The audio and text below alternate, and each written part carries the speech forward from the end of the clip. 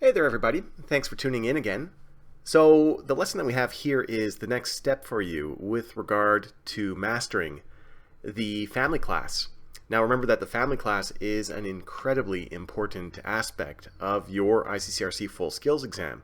So, what we're doing with these lessons is really going through each aspect of this thoroughly to give you the best chance to succeed in your full skills exam.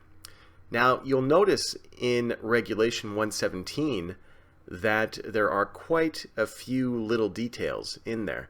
When you look at Regulation 117.1h, you'll see that they discuss other family members and how a person can potentially sponsor some other family members. What we're doing with this is we're going to split this down. So when you look at others, for example, on the IRCC website, they'll have a section that says you can sponsor other relatives. In there, they talk about orphans, so close family who are orphans. They talk about adopted children, and they talk about other family members. This lesson is going to focus on the other family members, but the next lessons will focus on those other topics.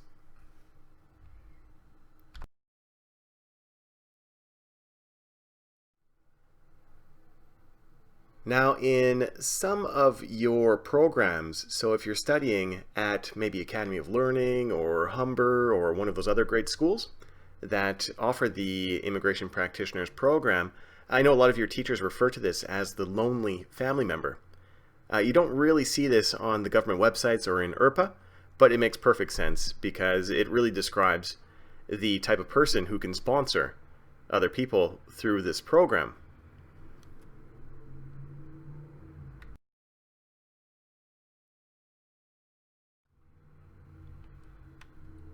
Remember that in preparing for your exam, we talked about quite a few elements of family sponsorship already in the parent and grandparent lesson.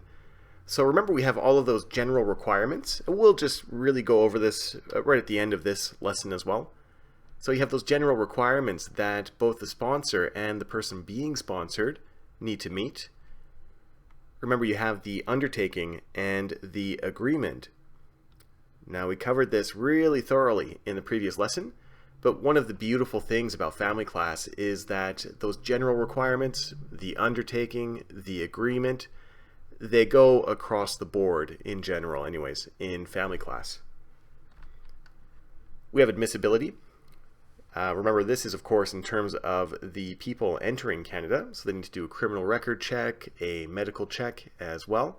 One of the beautiful things about admissibility in general is that if you have a really thorough understanding of Article 34 through 42 and the corresponding manuals, it really helps you because remember that admissibility really overrules everything. Family class is no exception to this, of course. And LICO is a pretty straightforward concept with regard to the family class.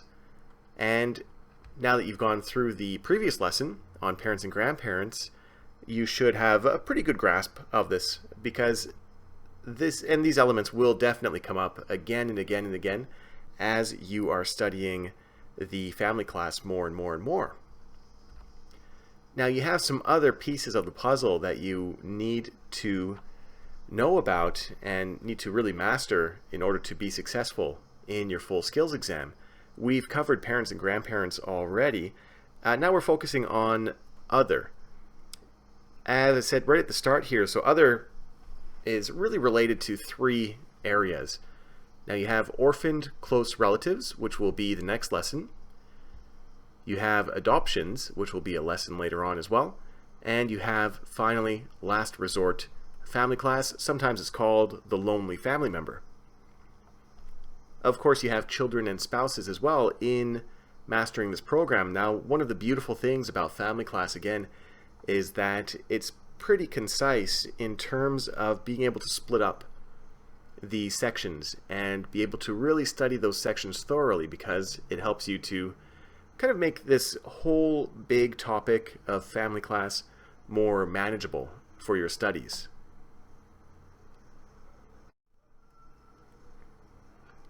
as always, you have all of these links just waiting for you to work through them.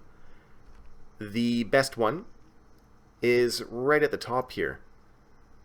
So the IM 5196, it's part of the IRCC website. It's very, very concise, readable. It's for the general public. So you'll see it has some general information, but it's very, very specific and gives a really great outline as well. Sometimes when you're reading IRPA or you're reading some of the manuals, it can be a little bit difficult because there's a lot of legalese in there, of course. And it's written for lawyers and immigration consultants as well, so the language is very technical. But if you want to have just a good base to start with, the IRCC website is always the best. And you have all of these really great sections of the website as well, just because this program has been around for quite some time.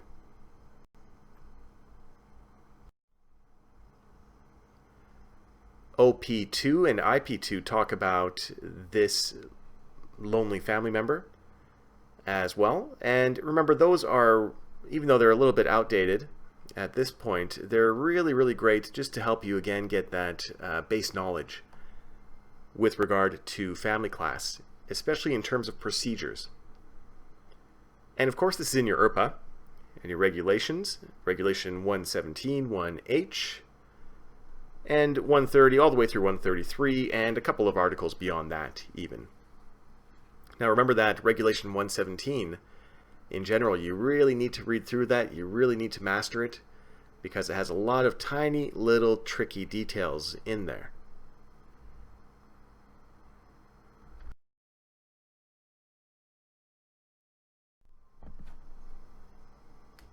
Now, in order to have a full understanding of this topic, let's take a look at the sponsorship requirements of this. Now, in terms of the sponsorship requirements, you're going to see a lot of really great overlying areas that are similar to parents and grandparents, which we just saw before.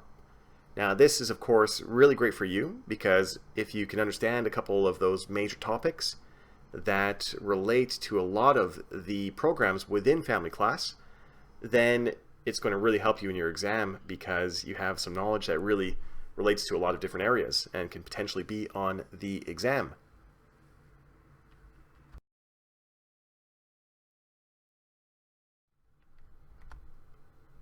Now, in understanding some of those major concepts, remember that if a person is sponsoring a family member, the person has to be a Canadian citizen or permanent resident.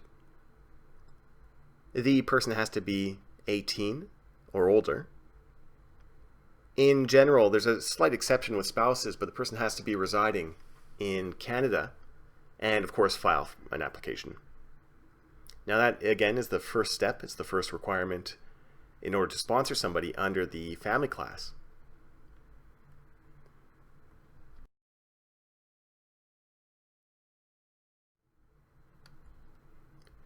Now, as we dig a little bit deeper, and when you take a look at Regulation 117, you can see how detailed this concept is. So in Regulation 117, 1H, you can see that they give quite a lot of detail regarding who can sponsor under this specific program and who cannot. Now, what we're going to do is take a look at this through three major areas. Now, first we want to take a look at the definition that they give for relative. As you can see in H, they say a relative of the sponsor. However, this might be a little bit different in some places, because there might be some cultures in the world where a relative can be a neighbor or a friend or something like that, and in Canada it might be something different. So we'll take a look at that, and that's one of the easy things to look at with this. Another one that can be a little bit tricky if you're looking at Regulation 117 1H is with regard to the rest of that sentence. So let's take a look, and we'll split it up into manageable portions. And this, of course, refers to the relationships that the sponsor has in Canada. Now, you're going to see in this stream of the family class that a large part of this relies on the sponsor and basically the sponsor's situation in Canada. Finally, we'll take a look at the potential future relationships that the sponsor can have and how this plays a role in whether or not a sponsor can sponsor someone through this stream.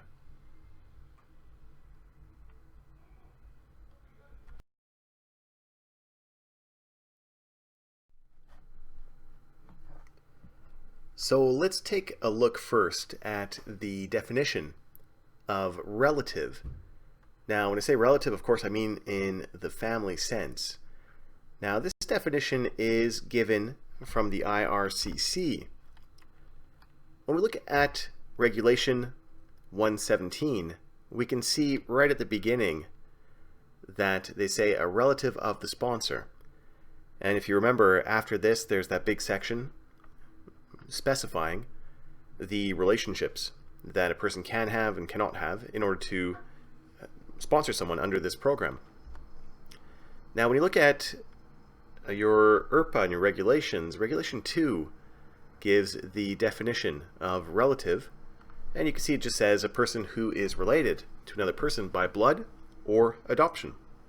This is the exact same thing on the IRCC website, and you can see it's a little bit vague, so it gives a little bit of room for maneuvering, but you can assume in terms of preparing for your exam that it means, cousins, uncles, aunts, that kind of thing.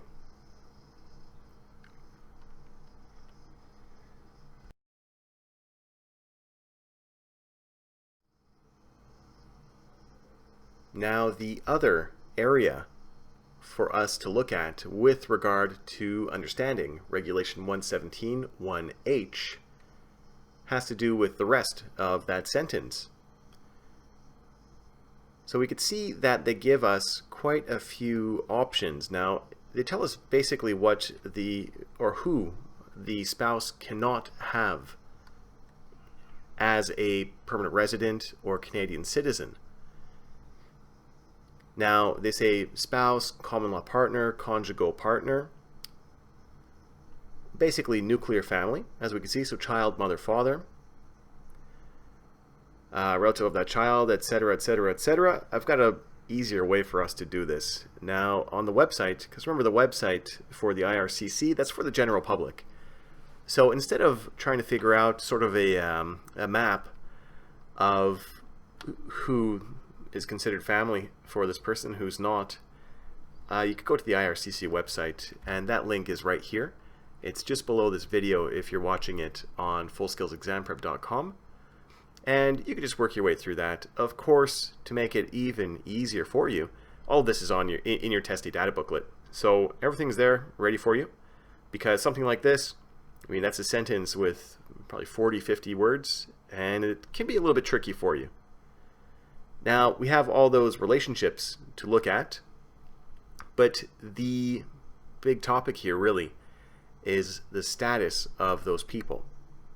So all of those people, if a sponsor has a person in that big section there who is a Canadian citizen or permanent resident, then he or she cannot sponsor somebody under this particular stream.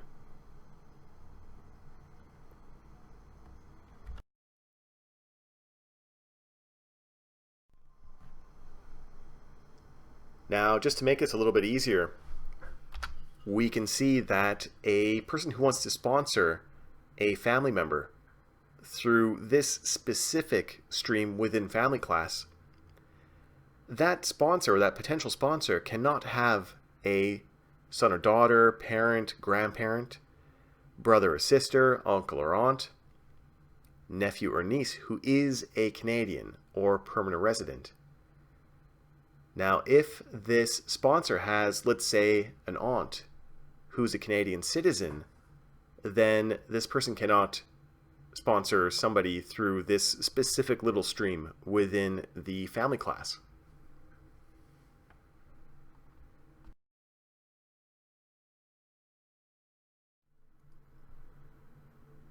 All right, so as you know, we love using examples in these lessons to really help you understand the concepts that we're talking about.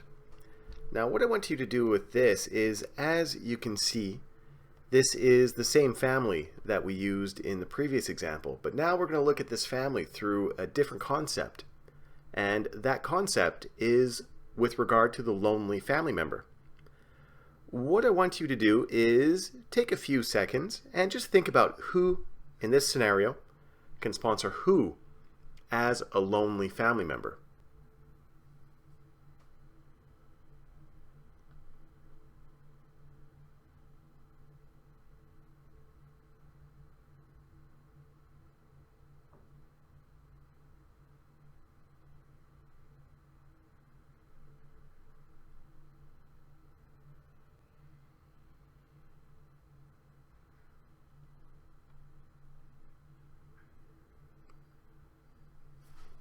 All right, so let's see if anybody got the answer here. Now, this one was a little bit tricky because actually the answer is nobody.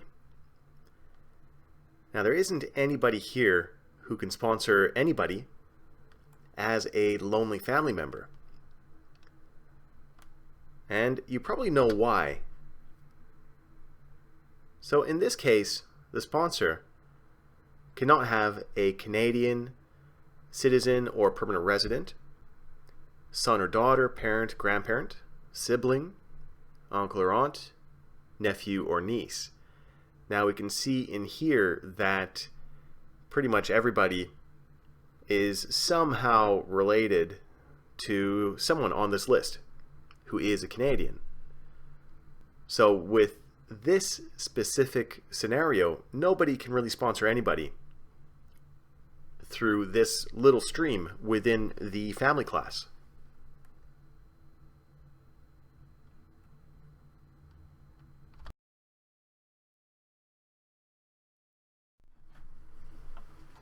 Now we're going to look at one of the most interesting aspects of this little stream within family class, and that is with regard to future hypothetical relationships for the sponsor and how this plays a role in whether or not he or she can sponsor somebody through this little specific stream. Now, when we go back to Regulation 117, the final little point in H is 2 over here. And we can see that that is, they give all of the family members that we talked about before, but they add on this little aspect, and that is with regard to the sponsor and the fact that he can otherwise sponsor this person.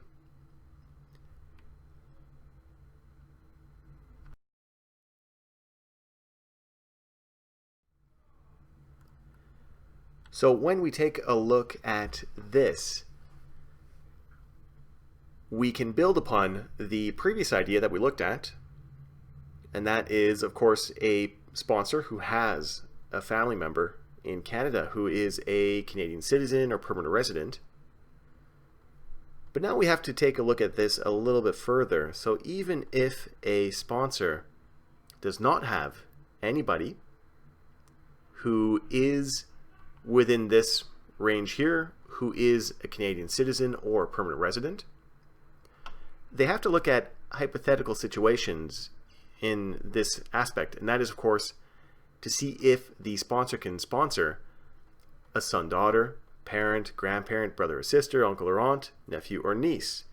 Now, if a sponsor can sponsor one of these people, then he doesn't qualify to sponsor somebody through this lonely family stream. Now, we're going to build upon this later on with the next couple of lessons, but remember that brothers and sisters and nephews and nieces, in most cases, they can only be sponsored as orphans, as long as they're under the age of 18, and there are some other requirements that we'll talk about later. Uncles and aunts, as well, theoretically, well, in general, you can't sponsor an uncle or aunt, of course, but theoretically, they would probably go under the grandparents of the sponsor, only if they're dependent children as well. Now remember that if a person, let's say a sponsor for example, wants to sponsor his cousin because he's alone in Canada, if that sponsor has, let's say, a mother in Italy, and he can sponsor her, but she doesn't want to come to Canada, that sponsor doesn't qualify. So that means he wouldn't be able to sponsor his cousin, for example, even though the mother doesn't want to come to Canada, just because she is sort of, you might want to think of this as she is sort of first in line.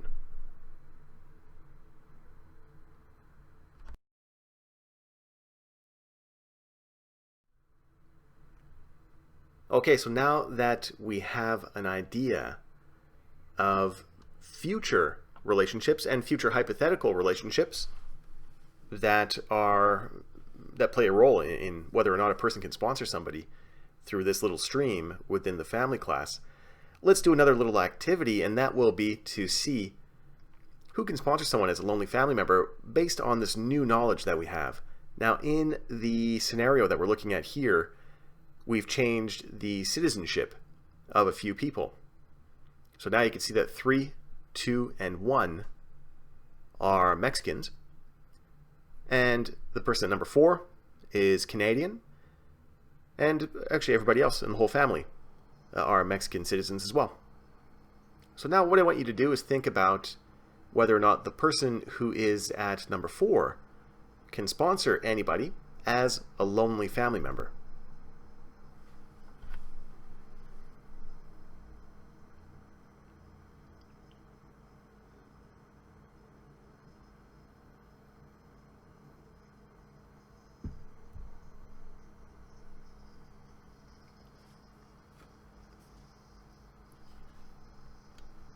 Okay, let's see. Now, this one was a little bit tricky again, but I hope you got the answer because of what we just talked about. This is a perfect example of those future hypothetical relationships. Now, this person at number 4, she can't sponsor anybody as a lonely family member.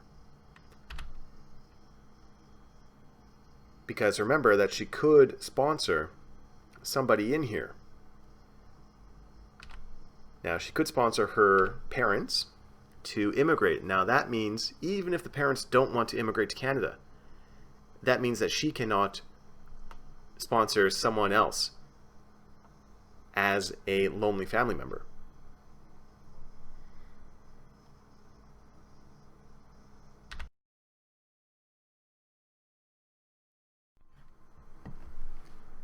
Let's build upon this example a little bit more.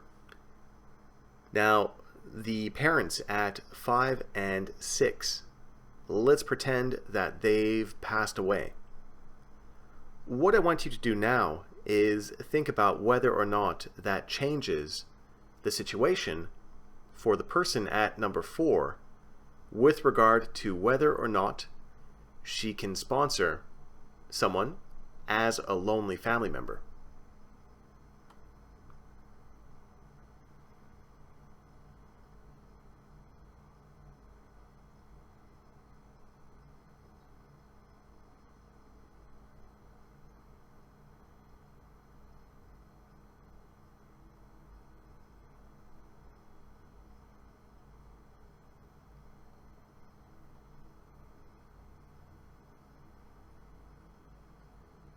Okay, so let's see if you got the answer correct here. Now, with her, the situation is a little bit different now. So, there isn't really anybody that she could sponsor in this situation, because we can see that her parents have passed away. There's no mention of grandparents or anything like that either. And we could see that, well, we'll take a look at this later on, of course, but that she can't really sponsor the nephew or niece because the parents are still alive. So they're not orphans or anything like that. So with this case here, she, under this specific program within the family class, she could sponsor her aunt in this case, or she could sponsor her brother. Now, if she sponsors the aunt has accompanying family members. So the aunt would bring her husband and the 2 kids, which is not a problem at all. In terms of your ICCRC full skills exam, the way that this would play a role would be with regard to LICO. So remember, if the person at number 4 is sponsoring the aunt and the aunt is bringing the husband and the 2 kids, they would need LICO for 5 people. If she is sponsoring her brother, who is at number 3, remember that he would have some accompanying family members as well. So he would bring his wife and their daughter. So their LICO would be 4 for 4 people.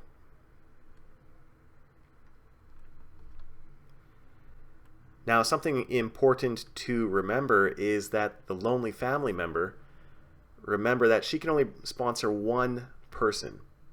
So she would not be able to sponsor both. She would only be able to sponsor either the aunt or the brother.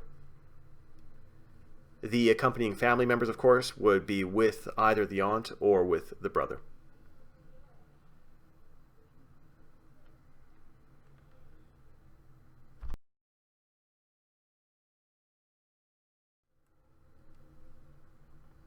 Now, finally, just to reiterate those general responsibilities. Now, these are very, very similar to what we looked at before with regard to parents and grandparents.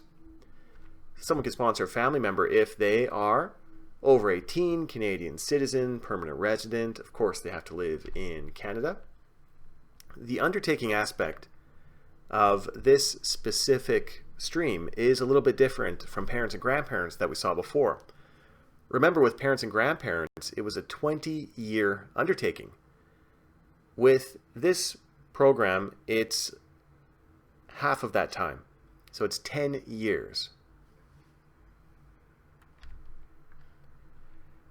Remember that the undertaking is with regard to the government, is between the sponsor and the government, and the agreement itself is between the person and the sponsor. The LICO as well is slightly different in this case. So remember, with parents and grandparents, it was the LICO plus 30% for each of the previous 3 years. The difference in this program is that the sponsor has to have met the LICO for the past 12 months. And that's the LICO itself, not the LICO plus 30%.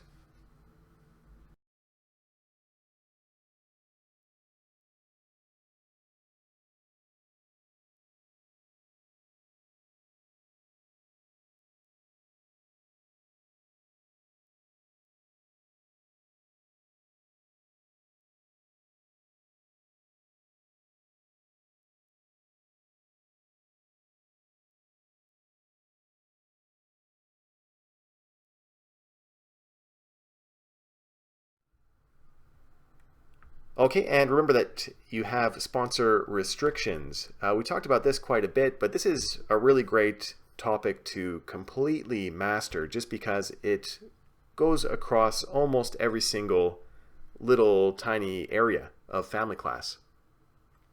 So we have all those financial requirements that we saw before. And that is, of course, if a person basically owes money. He or she cannot sponsor someone until they pay back the money.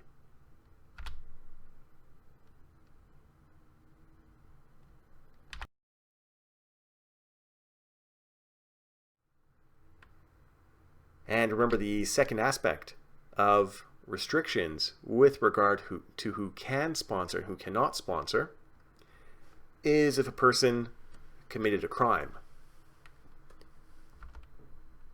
Okay, so that crime is, again, against a family member. And family in this sense is very broad. So it can be someone like a second cousin, for example. And it can also include anybody that the person dated and their family as well.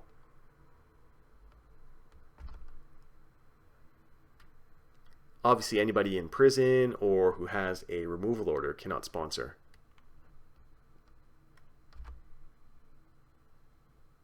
And just as we saw before, the person has to have met the LICO.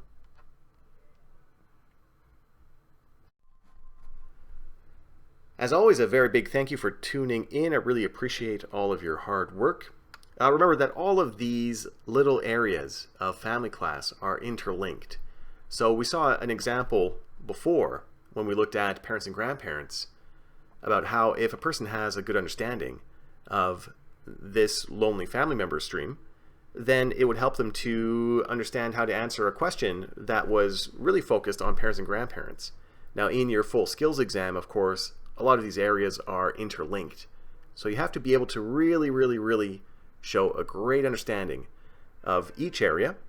And I hope that this lesson has completed one of these areas for you. All right, so have a really good day. You have, of course, sample questions coming up. And I look forward to talking to you again.